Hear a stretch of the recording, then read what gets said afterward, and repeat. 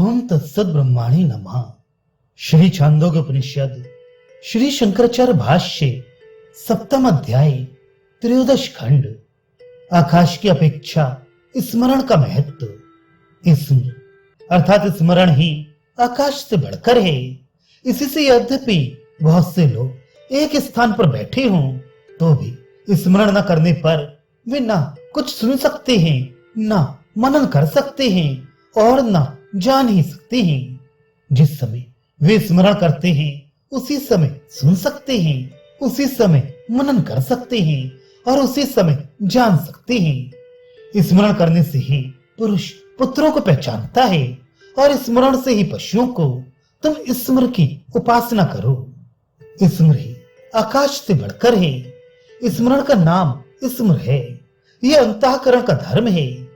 वह आकाश की अपेक्षा बढ़कर है। स्मरण करने वाले की स्मृति होने पर ही आकाश आदि सब सार्थक होते हैं, क्योंकि वे स्मृति मान के ही भोग्य हैं। स्मृति के ना होने पर तो विद्यमान वस्तु भी अविद्यमान ही है, क्योंकि उसके सत्ता के कार्य का अभाव है।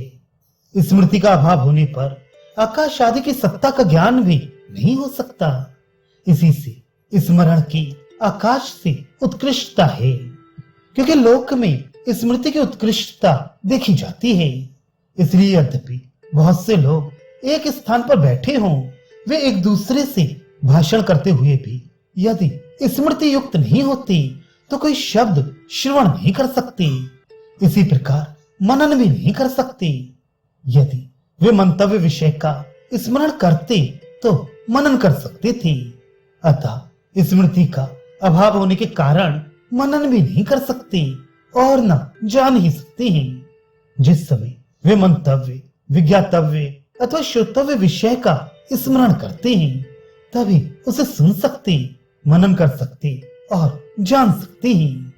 इसी प्रकार स्मरण करने से ही ये मेरे पुत्र हैं, इस प्रकार पुत्रों को जानते हैं और स्मरण से ही पशुओं को।